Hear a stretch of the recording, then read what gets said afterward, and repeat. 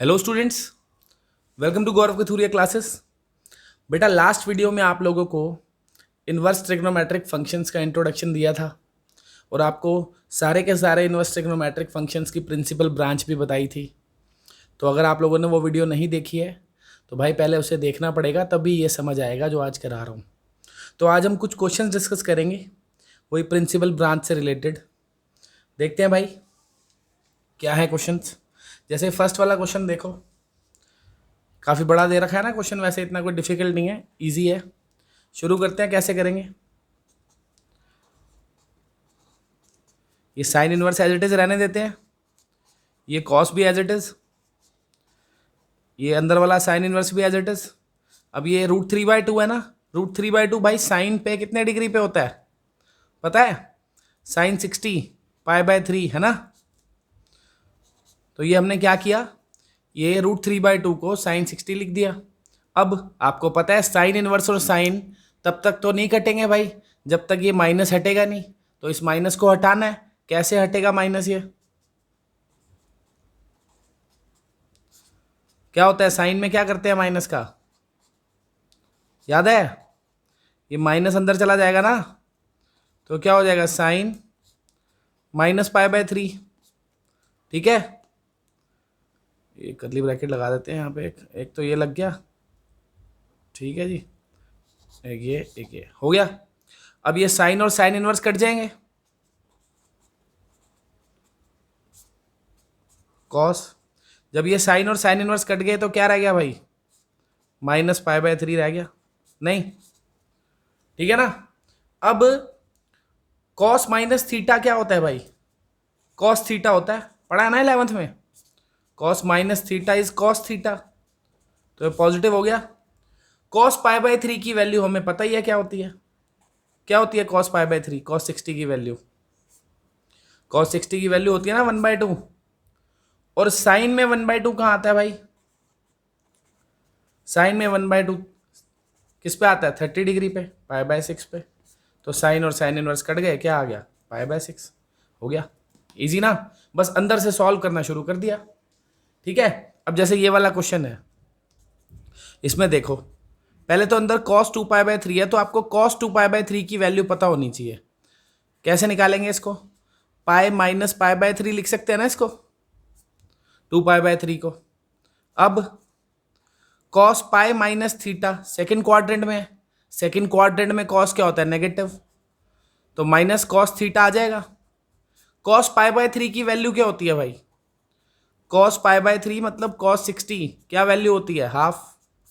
अब sine inverse minus half, आपको पता है ना साइन इनवर्स में चाहो तो माइनस बाहर आ जाता है, तो बाहर ले आता हूं, क्या रह गया? Sine inverse half. अब साइन हाफ कितने पे होता है पता है? कितने पे होता है भाई साइन हाफ, याद है? 30 पे, π/6 है ना। तो ये साइन और साइन इनवर्स कट गए, क्या आ गया? -π/6 हो गया। इजी। आगे देखो भाई, अब जैसे ये है तो इसमें क्या करेंगे? सबसे पहले इसमें tan 5π/4 की वैल्यू निकालनी पड़ेगी। तो इसको हम लिख सकते हैं tan पाई प्लस थीटा, कि नहीं लिख सकते? आ जाएगा ना 5π/4। tan पाई प्लस थीटा कौन से क्वाड्रेंट में है? थर्ड में, पॉजिटिव होता है tan, वहां पे tan π/4 आ गया। अब tan π/4 की वैल्यू क्या होती है भाई? 1 होती है ना। अब 1 देखोगे कि 1 साइन पे कितने डिग्री पे आता है? 90 पे, तो 1 को लिख सकते हैं साइन π/2, लिख सकते हैं ना। अब साइन और साइन इनवर्स खत्म, तो रिजल्ट क्या आ गया? π/2 हो गया। ठीक है, ये भाई ये डिजाइन जो है ये मैं आंसर के लिए लिख देता हूं, कहीं इसका मतलब मत निकालने बैठ जाना कि क्या बना दिया ये। आगे देखते हैं भाई, सेम से ही क्वेश्चन है, 2-4 मैंने इसलिए ले लिया, आपके 11th के कंसेप्ट भी रिवाइज हो जाएंगे, थोड़ी प्रैक्टिस भी हो जाएगी, थोड़ी मेरी भी प्रैक्टिस हो जाएगी। भाई ये 4π/3 को लिख सकते हैं ना हम पाई माइनस π/3 के पाई प्लस π/3, पाई प्लस π/3। ठीक है, साइन पाई प्लस थीटा क्या होता है? याद है? Third quadrant, minus sine theta. Sine π/3 मतलब 60, साइन 60 की वैल्यू क्या होती है? √3/2। और कॉस इनवर्स में पता है ना माइनस का क्या करना है? बाहर तो नहीं आएगा, क्या करेंगे इसको, पाई माइनस कॉस इनवर्स √3/2, यही करेंगे ना। अब कॉस इनवर्स √3/2 कितना हो जाएगा, कॉस कितने पे होता है भाई √3/2, 30 पे, तो कॉस इनवर्स कॉस π/6, सही है, कितना आ गया, पाई माइनस π/6, तो हो गया 5π/6, ठीक है, हो गया भाई, क्वेश्चन इजी था। इस वाले को देखो क्या करेंगे, इसमें पहले तो tan 3π/4 की वैल्यू निकालनी पड़ेगी, इसको लिख सकते हैं pi minus π/4, tan pi minus theta कौन सा क्वाड्रेंट हो गया, सेकंड, नेगेटिव होता है tan वहां पे, माइनस tan थीटा आ गया, tan 45 की वैल्यू क्या होती है 1, तो कॉस इनवर्स -1 हो गया, और कॉस इनवर्स में तो पता ही है क्या करेंगे, माइनस है तो इसको लिख देंगे pi minus cos inverse 1, cos inverse 1, cos कितने पे 1 होता है 0 पे, चाहो तो डायरेक्ट भी ऐसे 0 लिख सकते हो, पता ही है आपको कॉस 1 कितने डिग्री पे होता है 0 पे, तो पाई -0 आ गया, पाई हो गया, समझ गए ना। नहीं तो ये स्टेप भी लिख सकते हो भाई, अगर नहीं समझ आ रहा, देखो कॉस इनवर्स 1 है, कॉस इनवर्स 1, तो आपको पता है ना हमने क्या किया होगा, 1 की जगह हमने कॉस 0 लिखा होगा, तो कॉस और कॉस इनवर्स कट के 0 आ गया होगा। तो ऐसे डायरेक्ट भी लिख सकते हो यार, जब पता ही है। जैसे अब आपको ये पता है कि कॉस इनवर्स √3/2 है, तो कॉस कितने पे होता है √3/2, 30 डिग्री पे, तो सीधा 30 π/6 लिख सकते हो, कोई दिक्कत थोड़ी है इसमें। अब जैसे ये है, देखो tan इनवर्स साइन -θ, पहले तो माइनस बाहर ले आया, ये साइन π/2 हो गया, साइन 90 की वैल्यू क्या होती है भाई, साइन 90 की वैल्यू होती है 1, सही है, और tan इनवर्स में पता ही है माइनस बाहर आ जाता है, सही है। अब जैसे tan इनवर्स 1 है, तो आपको पता है tan कितने डिग्री पे 1 होता है 45 पे, तो tan इनवर्स 1 की वैल्यू π/4 हो गई, सीधा लिख सकते हो, समझ गए ना। नहीं समझ आया तो ऐसे देख लो कि tan इनवर्स 1 था, और 1 को हमने क्या लिखा होगा, tan π/4, तो tan और tan इनवर्स कट गए होंगे, π/4 आ गया होगा, तो आप डायरेक्ट भी tan इनवर्स 1 को π/4 लिख ही सकते हो, बस आपको पता होना चाहिए 1 कितने डिग्री पे होता है tan 45 पे, तो भैया tan इनवर्स 1 की वैल्यू 45 होगी, खत्म। अब जैसे ये है, ये तो देखो तब हम कर रहे थे जब बाहर अदर अलग थी रेशियो, अंदर अलग थी, बाहर tan इनवर्स है अंदर साइन है, बाहर cos इनवर्स है अंदर साइन है, बाहर cos इनवर्स है अंदर tan है, मतलब अंदर अलग है बाहर अलग है ना, अंदर अलग फंक्शन है बाहर अलग है, तो पहले अंदर वाले की वैल्यू निकालते हैं फिर सॉल्व करते हैं। अब जब अंदर और बाहर दोनों जगह सेम ही हो, तो फिर अंदर वाले की वैल्यू निकालने की जरूरत नहीं है, सीधा ऐसे हो जाएगा, देखो ये 13 π/6 को हम क्या लिख सकते हैं, 2π + π/6 लिख सकते हैं कि नहीं, सॉल्व करेंगे तो 13 π/6 ही आएगा। अब cos 2π + थीटा, फर्स्ट क्वाड्रेंट है cos थीटा ही होगा, है ना, तो ये तो सीधा ही हो गया, दोनों ही cos है तो कट गए ना, तो सीधा ही क्या आ गया, π/6 हो गया भाई। अब आप कहोगे सर जब काटने थे तो यहीं काट देते, अबे यहीं कैसे काट देता यार, एक बात बताओ, अगर तुम्हें याद हो कि कॉस इनवर्स की प्रिंसिपल ब्रांच होती है 0 से पाई, 0 से 180 डिग्री, ये है 13 π/6, 13 π/6 पता कितना होता है, π/6 कितना होता है 30, 30 इंटू 13 390, भाई 13 π/6 390 डिग्री के इक्वल होता है, तो 390 इसके बीच में लाए कोई कर रहा है, आपको बताया था ये तभी कट सकते हैं जब जो रिजल्ट आएगा वो प्रिंसिपल ब्रांच में लाए कर रहा हो। बात हो रही है कॉस इनवर्स की, कॉस इनवर्स की प्रिंसिपल ब्रांच होती है 0 से पाए, यानी कि 0 से 180, अगर मैं इनको काटता एंगल आता 390, जो कि इसमें लाए नहीं कर रहा, इसलिए इन्हें नहीं काट सकता था। अब अगर मैं इन्हें काटूंगा तो एंगल आ जाएगा 30 तो इसमें लाए कर रहा है, ठीक है, ये बातें ध्यान में रखनी है। कभी कभी डायरेक्ट कट भी जाता है, अगर डायरेक्ट लाई कर रहा हो, तो नहीं कर रहा हो इसमें लाए, तो भैया बनाओ उसको कि उसके बीच में आ जाए एंगल। चलो आगे देखो, जैसे भी tan इनवर्स tan, दोनों देखो tan ही है भाई, कट जाने चाहिए थे डायरेक्ट, पर नहीं कटेंगे। क्यों नहीं कटेंगे, क्योंकि आपको tan इनवर्स की प्रिंसिपल ब्रांच पता होनी चाहिए। tan इनवर्स की प्रिंसिपल ब्रांच पता है -90 से 90 होती है, तो ये तो उसके बीच में लाए नहीं कर रहा ना। tan इनवर्स की प्रिंसिपल ब्रांच क्या होती है, -90 से 90, और ये कितना है 150 डिग्री, तो ये तो उसमें नहीं आ रहा, तो क्या करें, कम करो भाई इसको। कैसे करेंगे देखो, ये 5π/6 है, इसको अगर मैं पाई माइनस π/6 लिख दूं तो क्या इसमें कोई बुरा मानने वाली बात है? 5π/6 ही तो आ जाएगा। tan पाई माइनस थीटा कौन से क्वाड्रेंट में आ जाएगा भाई? सेकंड में। सेकंड में tan क्या होता है? नेगेटिव, तो माइनस tan थीटा हो गया। सही है। अब आपको एक चीज तो पता ही है कि भैया माइनस tan थीटा को हम क्या लिख सकते हैं? tan माइनस थीटा लिख सकते हैं कि नहीं लिख सकते? है ना। और ये tan और tan इनवर्स कट जाएंगे तो आंसर क्या आ जाएगा? -π/6। अब आप कहोगे आपने यहाँ पे तो काट दिया tan और tan इनवर्स, यहाँ तो काटे नहीं। तो भाई tan इनवर्स की प्रिंसिपल ब्रांच क्या थी? -π/2 से π/2, यही थी। ओपन इंटरवल था भाई, ओपन था ना, कि ये इंक्लूड नहीं होते। चलो जो भी था खैर, ओपन क्लोज। इसके बीच में ये आ रहा है कि नहीं आ रहा? ये -90 से +90 है, तो -30 तो आएगा ही उसके बीच में, तो लाए कर रहा है। सही है। ये था 150, अगर यहीं पे काट देता 150 आ जाता, वो थोड़ी कर रहा था लाए, इसीलिए यहाँ पे नहीं काटा था। ठीक है ना।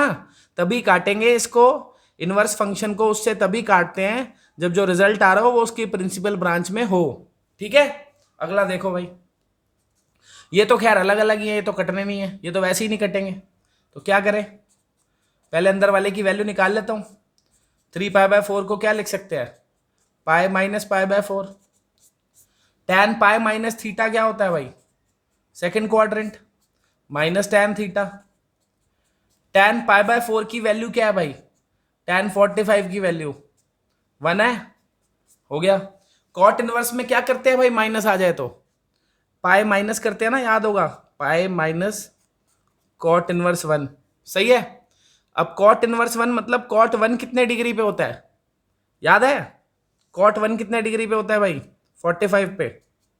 तो पाई माइनस π/4 कितना आ गया? 3π/4। सही है, इजी। चले भाई आगे देखो, जैसे अब ये वाला क्वेश्चन है, सेक इनवर्स 2 tan 3π/4 है। देखो अभी हमने यहाँ पे करा था tan 3π/4 को, करा था ना, ये tan 3π/4 को हमने लिखा था tan पाई माइनस π/4, फिर वो माइनस tan π/4 आ गया था, और फिर वो -1 आ गया था। मतलब tan 3π/4 की वैल्यू -1 है, तो सीधा लिख दूँ यहाँ पे -1, इसकी जगह हमने लिख दिया -1, सिंपल। सही है। अब ये सेक और ये सेक इनवर्स, सही है। अंदर क्या आ गया भाई? -2। अब सेक इनवर्स में जब माइनस होता है तो याद है क्या करते थे? जब सेक इनवर्स में माइनस होगा तो क्या करेंगे?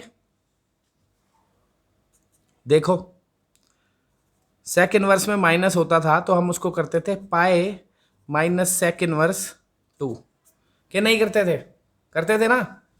तो भैया सेक इनवर्स कितने पे होता है? 2। मतलब सेक कितने डिग्री पे 2 होता है? याद है कुछ? सेक 2 होता है भाई 60 डिग्री पे। तो पाई बाय कितना हो गया ये? 3। कितना आ गया? सेक 2π/3। वैसे इसको यहीं छोड़ दो आप, π/3 है ना। सेक पाई माइनस थीटा क्या होता है? सेक थीटा ही होता है, तो सेक π/3 आ गया भाई। Sec pi minus theta is sec theta, but negative होगा। क्यों होगा नेगेटिव? सेकंड क्वाड्रेंट में है। सेक π/3 की वैल्यू क्या होती है? 2, तो -2 आ गया। अच्छा ये तो डायरेक्ट यहाँ से भी आ जाता, अगर आप यहीं से इसको काट देते सीधा क्या आ जाता? -2। वो भी सही था। क्यों सही था? अब आप कहोगे सर ये आपने काट कैसे दिए? बाहर सेक है, अंदर सेक इनवर्स है। अबे जब बाहर सेक है तो आप सेक की देखोगे ना आउटपुट क्या होती है, आप सेक इनवर्स का आउटपुट थोड़ी देखोगे। किसका आउटपुट देखोगे? सेक का। बाहर जो फंक्शन होता है, जैसे बाहर यहाँ पे tan इनवर्स है, अंदर tan है, तो आपको tan इनवर्स का आउटपुट देखना है। tan इनवर्स का आउटपुट इसके बीच में होना चाहिए, इसीलिए हमने नहीं काटा था, यहाँ पे हमने काट दिया, क्योंकि अब जो आया वो इसके बीच में है। लेकिन अब तो हमें सेक का आउटपुट देखना है ना। तो सेक इनवर्स की तो आपको पता है प्रिंसिपल ब्रांच क्या होती है? क्या होती है सेक इनवर्स की प्रिंसिपल ब्रांच? भाई सेक इनवर्स का जो आउटपुट होता है वो होता है 0 से पाई माइनस π/2। मतलब सेक इनवर्स का आउटपुट इसके बीच में आना चाहिए, लेकिन मेरे को सेक इनवर्स का थोड़ी देखना था, मेरे को तो सेक का देखना था। और सेक का आउटपुट आपको पता है क्या होता है? सेक का आउटपुट होता है भाई, सेक का आउटपुट क्या होता है याद है, माइनस इन्फिनिटी से -1 यूनियन 1 से इन्फिनिटी, ये सेक फंक्शन की रेंज होती है। तो सेक का आउटपुट तो इनमें से कुछ भी आ सकता है, कितना आ रहा था -2, तो वो इसमें लाई कर तो रहा है, तो इसलिए इसको मैं डायरेक्ट यहीं पे भी काट सकता था। तो ये बातें ध्यान में रखनी है क्या, कि भैया बाहर इन्वर्स है कि ट्रिग्नोमेट्रिक फंक्शन है। देखो इसमें बाहर ट्रिग्नोमेट्री है, अंदर इन्वर्स ट्रिग्नोमेट्रिक फंक्शन है। इसमें बाहर इन्वर्स है, अंदर ट्रिग्नोमेट्री है। तो बाहर जो होगा उसका आउटपुट हमें देखना है, उस हिसाब से हम देखेंगे ये कटेंगे कि नहीं कटेंगे। सही है, इधर बाहर टैन इनवर्स था तो टैन इनवर्स के आउटपुट को देखा, फिर देखा ये उसमें लाए नहीं कर रहा इसलिए नहीं काटा। यहाँ पे जो कट के आ रहा था वो लाए कर रहा है इसमें, तो काट दिया। इधर हमने देखा बाहर सेक है, सेक इनवर्स नहीं है, बाहर सेक है, तो सेक का आउटपुट ये होता है। तो जब काट रहा हूं तो जो आंसर आ रहा है वो इसमें लाए कर रहा है, ठीक है, यहीं पे काट दो तो क्वेश्चन यहीं खत्म हो जाता। ठीक है ना, चले भाई आगे देखो।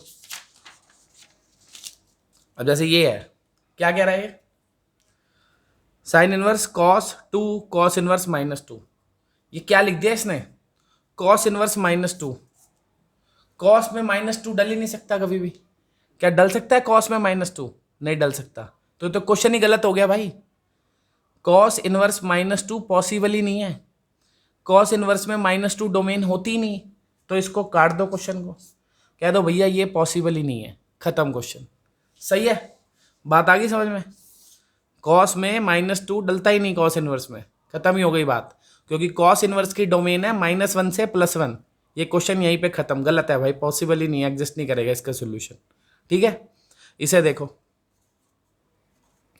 साइन इनवर्स, ये साइन 2π/3 है, क्या काट दो इन दोनों को, क्योंकि साइन है और साइन इनवर्स है।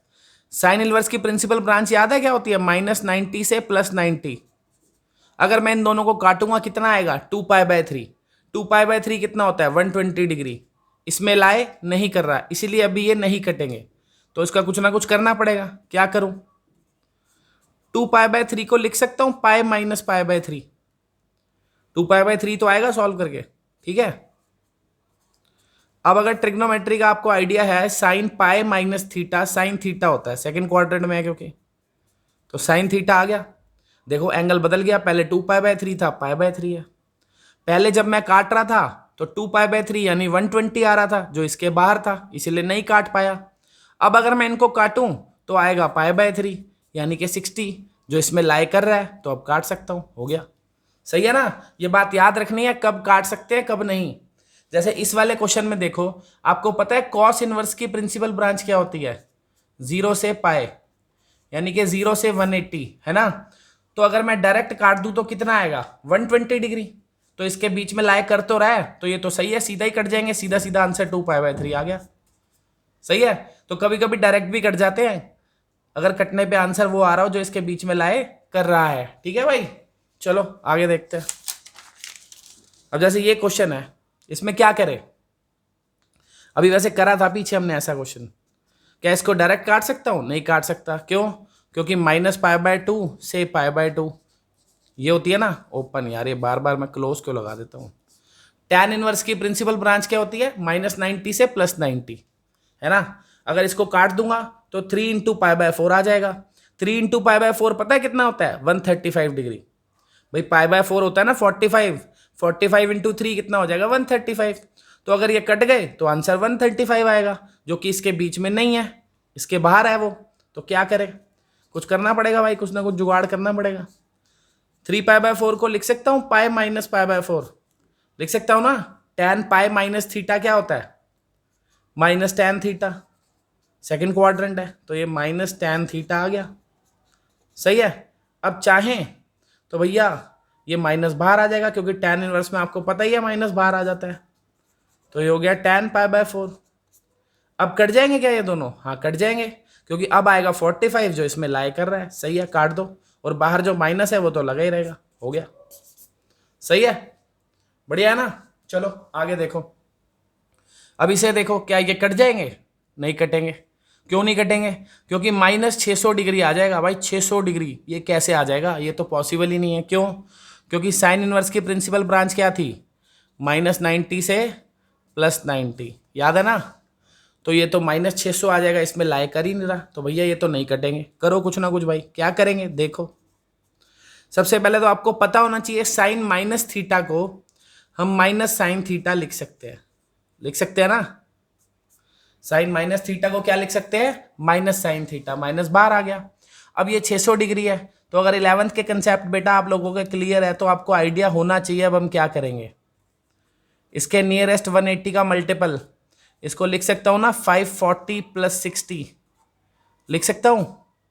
देखो साइन इनवर्स ये माइनस साइन 540 मतलब 3 पाई, सही है।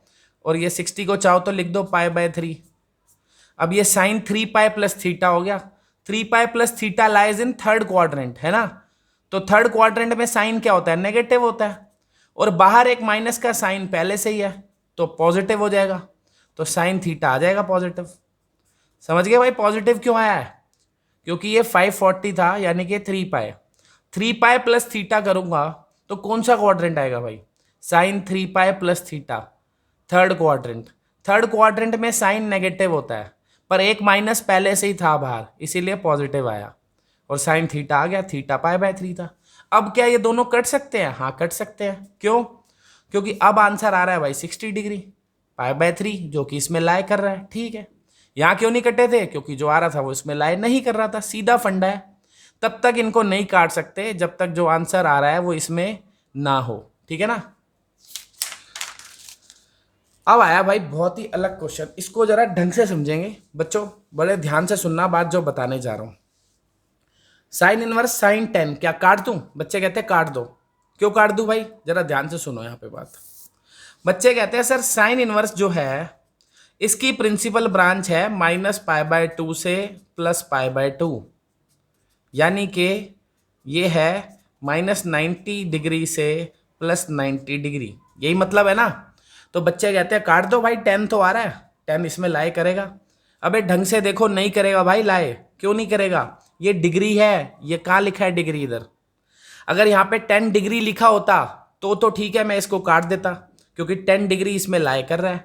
ये 10 लिखा है, यहाँ पे डिग्री नहीं लिखा, ये रेडियंस में है। जब डिग्री नहीं लिखा होता तो एंगल किस में होता है, रेडियंस में, तो मुझे यहाँ से देखना पड़ेगा। अब यहाँ से कैसे देखूँ, ध्यान से सुनना भाई। पाई की वैल्यू क्या होती है बच्चों, पाई की वैल्यू होती है 3.14 होती है, क्या होती है 3.14 अप्रॉक्सीमेट वैल्यू, ठीक है ना। रफ आइडिया से ही आपको आइडिया हो जाएगा। अब इसको डिवाइड करूंगा तो क्या आएगा भाई, -1.57 के आसपास आ जाएगा, और ये भी 1.57 आ जाएगा। तो हमें पता चला साइन इनवर्स की डिग्री में तो ब्रांच -90 से +90 होती है, पर रेडियंस में क्या होती है, -1.57 से +1.57। अब ये डिग्री नहीं लिखा तो ये रेडियंस है। रेडियन में अगर मैं इसको काटूं और 10 आ गया तो 10 इसमें लाए थोड़ी कर रहा है, 10 तो बहुत ज़्यादा बड़ी वैल्यू है। ये तो कह रहा है मैक्सिमम 1.57 ही ला सकते हो आप, तो यानी कि ये नहीं कटेंगे। तो अब ऐसे में मैं क्या करूं, ऐसे में क्या करूं, तो भैया सबसे पहले आप ढूंढोगे 10 के सबसे पास में पाई का कौन सा मल्टीपल आता है। पाई की वैल्यू क्या है भाई, 3.14, तो पाई का कौन सा मल्टीपल इसके सबसे पास में आएगा, 3 पाई नहीं आ जाएगा। अगर 3 पाई की वैल्यू देखूं, इसको 3 से मल्टीप्लाई करूं तो 9.42 आ जाएगा, इसके काफी पास है ना।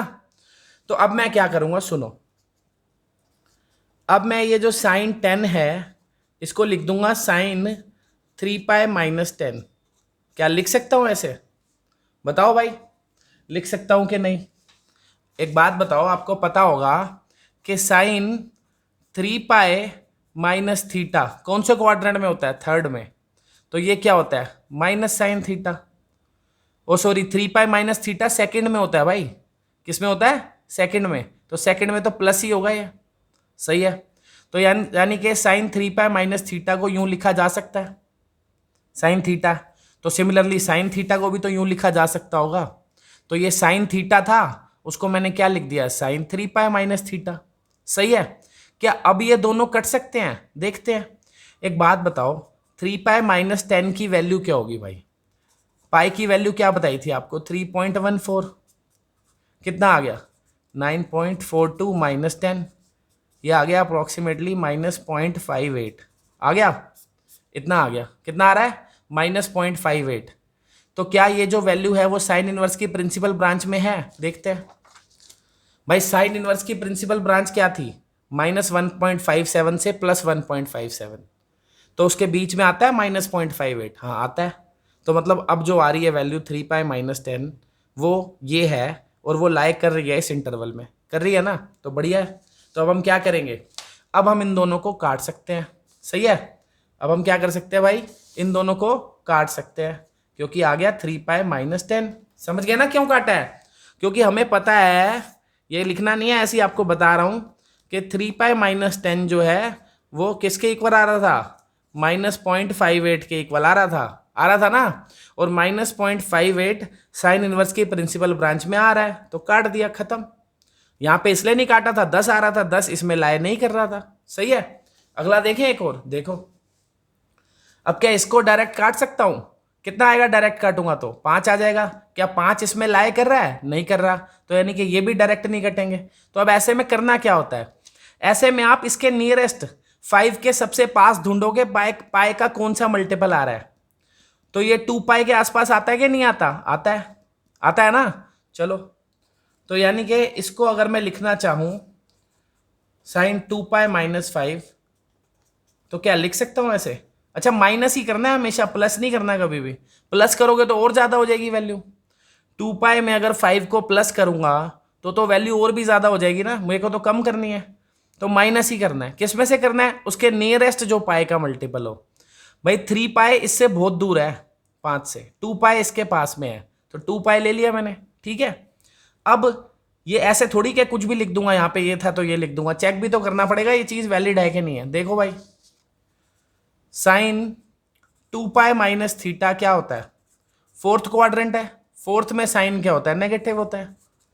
तो साइन 2π-θ माइनस साइन थीटा के इक्वल होता है, पर मेरे पास तो प्लस साइन थीटा था ना, तो मैं थोड़ी लिख सकता हूँ इसको साइन 2π-θ। तो क्या करूँ, यहाँ पे माइनस लगा देता हूँ, बैलेंस हो जाएगा। भाई यहाँ पे अगर माइनस लगा दूंगा तो ये अपने आप प्लस हो जाएगा, सही बात है कि नहीं है? तो इसीलिए यहाँ पे माइनस लगा दिया। अब क्या करूँ, देखो भाई अब क्या करें। अब ये जो माइनस है आपको पता है साइन इनवर्स में बाहर आ जाता है, पता है ना। बाहर ले आता हूँ इसको, अंदर क्या रह गया, साइन 2π-5, सही है। ये वाला माइनस बाहर आ गया। अब क्या ये दोनों कट सकते हैं? जो रिजल्ट आ रहा है क्या वो प्रिंसिपल ब्रांच में लाए कर रहा है? कैलकुलेट करके देख लो भाई। 2π-5, 2π-5 कितना होगा, 2π कितना हो जाएगा, ये 3.14 होता है ना, 2 × 3.14 - 5, ये हो गया 6.28, -5 कितना आ गया, 1.28 आ गया। तो 1.28 क्या साइन इनवर्स की प्रिंसिपल ब्रांच में होता है? देखो होता है, 1.57 तक है ना ये, तो 1.28 तो आएगा इसमें, सही है। तो यानी कि जो ये रिजल्ट आ रहा है ये 1.28 के इक्वल है, जो कि इसकी प्रिंसिपल ब्रांच में है। तो अब ये दोनों कट सकते हैं, काट दो भाई, क्या आ जाएगा, माइनस तो है ही बाहर, ये आ गया 2π-5। तो रिजल्ट क्या होगा कुल मिला के, 5 - 2π हो गया क्वेश्चन, सही है। अब इसको देखो जरा, जैसे ये tan इनवर्स, पहले क्या ये दोनों कट जाएंगे? नहीं कटेंगे। tan इनवर्स की भी तो यही होती है -90 से 90, बस ओपन इंटरवल में ही तो होता है। तो मतलब ये तो बहुत ज्यादा है, लाए तो कर नहीं रहा, क्या करूं देखते हैं। पहले तो ये माइनस बाहर ले आया मैं, tan -θ होता है ना, -tan θ। अब क्या करूं, अब 6 के सबसे आसपास पाई का कौन सा मल्टीपल है, 2π है, सही है। तो इसको मैंने लिख दिया tan 2π-6। अब क्या ये इसको लिख सकता हूं मैं, बताओ, देखता हूं। ये देखो tan 2π-θ कौन से क्वाड्रेंट में आता है, फोर्थ में। फोर्थ में tan क्या होता है, नेगेटिव। तो यानी कि tan 2π-θ माइनस tan थीटा के इक्वल होता है। तो माइनस tan थीटा को हम लिख सकते हैं tan 2π-θ। तो ये माइनस tan थीटा था, इसको मैंने लिख दिया tan 2π-θ, सही बात है ना। अब क्या ये दोनों कट जाएंगे, देखना पड़ेगा भाई कि 2π-6 की वैल्यू क्या होती है। 2π-6 का मतलब क्या है भाई, 2 × 3.14 - 6 है ना, तो 6.28 - 6 कितना आ गया, 0.28। क्या लाई कर रहा है इसमें, हाँ कर रहा है, सही है। तो काट दो, क्या आ गया, 2π-6, खत्म। तो भाई ये थोड़े अटपटे क्वेश्चन थे प्रिंसिपल वैल्यू के, ये जनरली सीबीएसई में तो नहीं आते, फिर भी मैंने आपको सिखा दिए हैं, एक बार दोबारा कर लेना अगर एक बारी में समझ नहीं आए तो, ठीक है भाई। ये थोड़े से अटपटे थे। अब एक दो क्वेश्चन और देखते हैं थोड़े अलग तरीके के, फिर क्लास खत्म करते हैं आज की। ये देखो भाई क्या कह रहा है ये कह रहा है कि भैया cos inverse x plus cos inverse y plus cos inverse z equals to 0, ठीक है।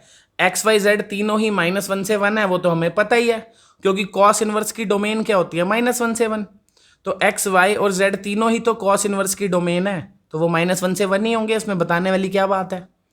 तो अब ये कह रहा है अगर ये तीनों का सम 0 है तो x plus y plus z की वैल्यू क्या होगी। अब ये क्वेश्चन जरा ध्यान से समझना भाई, थोड़ा सा दिमाग लगाने वाला है, बड़ा नहीं है क्वेश्चन, छोटा सा है, बड़ा इजी है, बस दिमाग लगेगा थोड़ा सा। कि भैया दे रखा है cos inverse x plus cos inverse y plus cos inverse z is equal to 0, दे रखा है ना ये। अब भाई एक बात बताओ, आपको एक चीज तो पता ही होगी कि कॉस इनवर्स का आउटपुट क्या होता है। कॉस इनवर्स एक्स हो चाहे वाई हो चाहे जेड हो, कुछ भी हो, वो हमेशा 0 से पाई के बीच में रिजल्ट देता है, सही बात है कि नहीं। कि कॉस इनवर्स का जो आउटपुट है वो 0 से पाई होता है, सही बात है, ठीक है। मतलब कोई भी कॉस इनवर्स की वैल्यू नेगेटिव नहीं हो सकती, मतलब इन तीनों में से एक भी नेगेटिव नहीं हो सकता, क्योंकि तीनों ही कॉस इनवर्स हैं, तीनों की पॉसिबल वैल्यू 0 से पाई के बीच में होगी, तो तीनों में से कोई भी नेगेटिव तो हो नहीं सकता। और अगर कोई भी नेगेटिव नहीं है इनमें से, तो भैया तीनों 0 ही होंगे, तभी तो सम 0 आएगा, क्योंकि तीनों में से कुछ भी 0 के अलावा अगर पॉजिटिव नंबर आता तो सम करके 0 कैसे आता, सही बात है ना भाई। नेगेटिव तो तीनों में से कोई हो नहीं सकता, हमें पता ही है। अगर वो 0 के अलावा कुछ होते तो ऐड होके 0 से ज्यादा आ जाता, तो 0 आ रहा है, इसका मतलब तीनों इंडिविजुअली 0 है। समझ आ गई बात कि तीनों के तीनों क्या है, 0, पहले वाला भी 0, दूसरे वाला भी 0, तीसरे वाला भी 0, तभी सम 0 है, सही है ना। तो भैया कॉस इनवर्स एक्स अगर 0 है तो इसका मतलब एक्स क्या हो गया, cos 0, और cos 0 क्या होता है भाई, 1 होता है ना। ऐसे ही y भी क्या हो जाएगा, cos 0, cos 0 क्या होता है 1। ऐसे ही z भी क्या हो जाएगा, cos 0, और cos 0 क्या होता है 1। तो x y z तीनों की वैल्यू 1 हो गई, खत्म। x plus y plus z कितना हो गया, 3, क्वेश्चन खत्म भाई, इजी है ना। समझाऊं दोबारा से एक बार, कह रहा था तीनों का सम 0 है, हमें पता है तीनों में से कोई भी नेगेटिव हो नहीं सकता, क्योंकि तीनों की इंडिविजुअल वैल्यू 0 से पाई के बीच में आती है, ये हमें पहले से ही पता है। तो अब जब तीनों का सम 0 है तो तीनों 0 ही रहे होंगे, क्योंकि नेगेटिव कोई हो नहीं सकता। अगर पॉजिटिव होता कुछ भी, मान लो ये 1 होता, तो सम 0 कैसे आता, फिर तो 1 आ जाता। तो इसका मतलब तीनों ही अलग अलग 0 ही थे, और 0 थे तो उस हिसाब से हमने वैल्यू निकाल दी, ठीक है ना। ऐसे ही देखो अगला क्वेश्चन ये है, ये क्या कह रहा है, कह रहा है sine inverse x sine inverse y sine inverse z, ये तीनों आपको दे रखे हैं, सॉल्यूशन कर रहे हैं ना भाई, सॉल्यूशन लिख देते हैं। Sine inverse x sine inverse y sine inverse z किसके इक्वल है, 3π/2 के, सही है। तो अब भैया क्या होगा, तो ऐसे ही आपको साइन इनवर्स की प्रिंसिपल ब्रांच भी पता है कि नहीं पता भाई। साइन इनवर्स की जो प्रिंसिपल ब्रांच है वो है -90 से +90, है ना। कि भैया हर एक साइन इनवर्स, जो ये तीनों साइन इनवर्स है, इनकी मैक्सिमम औकात कितनी है, π/2, यानी कि 190, है ना। ज्यादा से ज्यादा ये 90 वैल्यू ला सकता है, ये भी और ये भी। तो और तीनों का सम हमें दे रखा है 270, दे रखा है। तो अगर एक ने भी कम वैल्यू दी होती तो सम 270 नहीं आता, समझ रहे हो ना भाई। 3 थे और तीनों की मैक्सिमम औकात क्या थी, 90, तो तीनों ने 90 दिए होंगे तभी तो 270 आया। अगर तीनों में से किसी ने भी कुछ कम दिया होता तो 270 कैसे आता, और 90 से ज्यादा कोई और दे नहीं सकता, क्योंकि मैक्सिमम औकात ही 90 है भाई। अगर इसने 100 दे दिए होते तो शायद ये थोड़ा कम दे देता, पर ये 100 दे ही नहीं सकता, क्योंकि इसकी औकात ही 90 तक है ज्यादा से ज्यादा। तो ये भी 90 देगा, ये भी 90 देगा, ये भी 90 देगा, तभी तो 270 आएगा, हो गया। तो हमें पता चल गया कि इंडिविजुअली तीनों क्या है, 90 है, ये भी π/2 है, साइन इनवर्स y भी π/2 है, और साइन इनवर्स z भी π/2 है, सही है ना। साइन इनवर्स z भी क्या है, π/2। तो भैया ये उधर जाके क्या हो गया, साइन हो गया, तो x क्या हो गया, साइन π/2। तो साइन 90 की वैल्यू क्या होती है 1। सिमिलरली y भी आ जाएगा 1 और z भी आ जाएगा 1। तो x y z तीनों ही पता लग गए। बढ़िया हो गया ना काम। अब जब x y z पता लग गए तो ये पावर से डरना थोड़ी है, कितनी भी हो क्या जा रहा है हमें, 1 की पावर कुछ भी 1 ही तो आएगा। तो 1 + 1 + 1 तो रिजल्ट क्या आ जाएगा अपना 3। सही है कि नहीं है। उसने क्या पूछा था वैल्यू बताओ इसकी, तो तीनों x की जगह 1 रखना है। तीनों x क्वेश्चन में y रहा होगा भाई, मैंने गलत लिख दिया लग रहा है। अगर x ही होता तो फिर y z का करना क्या है। चलो x y z होंगे तो x की वैल्यू भी 1 रख दी यहाँ पे, y की भी 1, z की भी 1। पावर कितनी भी हो 1 की 1 ही आना है। तो 1 + 1 + 1 कितना आ जाएगा आंसर 3। हो गया। इजी है ना भाई। तो ये आपका आज प्रिंसिपल वैल्यू का टॉपिक तो भाई खत्म हो गया। नेक्स्ट क्लास में अब हम डोमेन डिस्कस करेंगे कि कुछ क्वेश्चंस दिए होंगे उनकी डोमेन कैसे निकालेंगे। ठीक है भाई, चलो बाय गाइस, थैंक यू।